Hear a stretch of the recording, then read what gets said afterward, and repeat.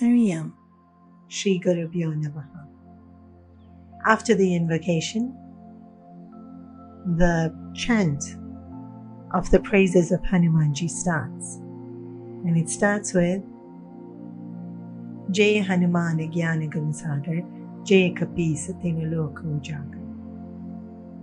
Victory to that Hanumanji, who is the abode of knowledge and virtue, the ocean of knowledge and virtue. Of all the qualities that Hanumanji has, the one that stands out the most is humility. The greater success we reach, sometimes the harder it is to attain humility. However, when we grow in wisdom, humility comes automatically. And so, because Hanumanji was not only successful in the worldly sense, but wise in the spiritual sense, he remained forever humble. It has been said that humility is to virtues what a thread is to a necklace or a rosary. When we remove the thread, the beads fall apart. So too with virtues. If we remove humility, all other virtues disappear. So if you think about it, only when we are humble are we able to forgive someone. Only when we are humble are we able to be patient with others and accepting of them. The minute pride creeps in, we think, why should I? Why should I understand their shortcomings? Why should I tolerate what they are doing? Humility is that which makes every other virtue within us blossom. And humility is such a strange thing. Pujya Gurudev used to say, humility is a strange thing because the minute you think you have it, you've lost it. And so how to develop this quality? Because if I think I'm being humble, then I'm not. And so it's a quality that can only be developed when we see a bigger picture, when we see the greatness of the intelligence of the workings of the universe, when we see that however big a role we play, it is still incredibly small.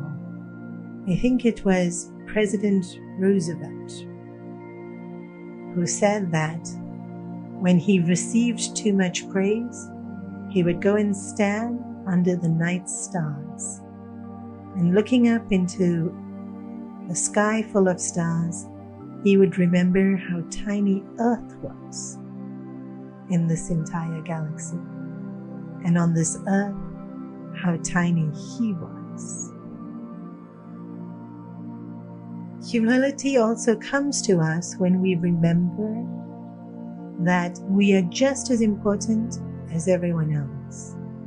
There's so many other people that exist and they matter.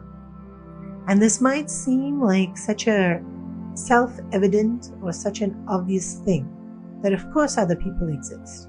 Of course they matter. But if you see people who sometimes in a very crowded area, they've parked their car in such a way that the car next to them can't come out, or nobody else can park in the spot next to them. If you ask that person, do other people exist? They'll look at you as though you're the most unintelligent person on this planet. Of course other people exist. And yet their actions don't show that they have honored that other people exist. I have seen even in crowded trains, people who spread themselves out so that others can't get into the train just because they want a little bit more space. If you ask them, do other people exist? They'll probably answer, way too many. Their actions don't show that other people are just as important as they are. Pride is that feeling that we are slightly more important, we are slightly better. Humility is the quality to know everyone's important, everyone matters. There is a fable of a great king who was living in immense arrogance, and he went out hunting one day. And as he chased his prey further and further and further into the forest and then into the desert, he soon lost his way back. The day grew into evening, and it was too late for him to find his way back.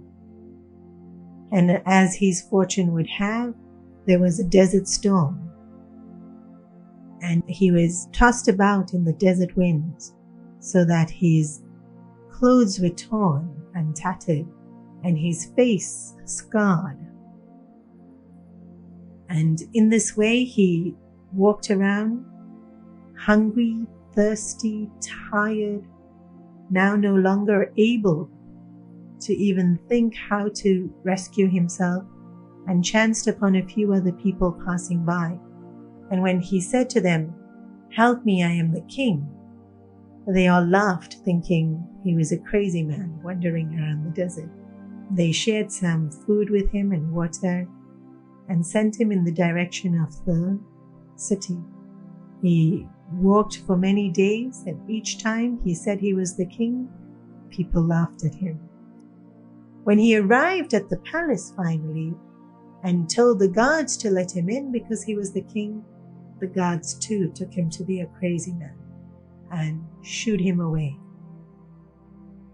He soon understood that he would have to learn to live with this newfound poverty. And what he found most intriguing is that the kindness of people is what always saved him. When he was so hungry that he thought he could not even lift his hand, somebody would feed him. When he was so thirsty that he would think he would pass out, someone would give him a drink. In this way, as he learned to adjust to his new life, kindness became contagious, and he too started helping those around him in whatever way he could.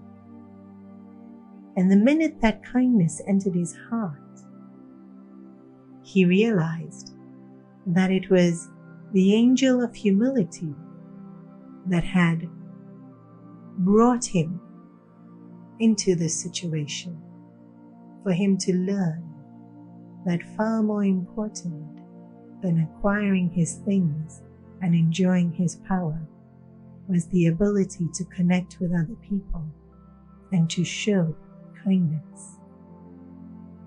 That day, as he approached the palace, the guards suddenly recognized him. He once again ruled, but had changed as a person. Humility is such a strange thing that the minute you think you have it, you lose it. But if we always remember how small a part we play in the bigger picture, we don't have to think we are humble. We'll always know there is something far greater. Think about it.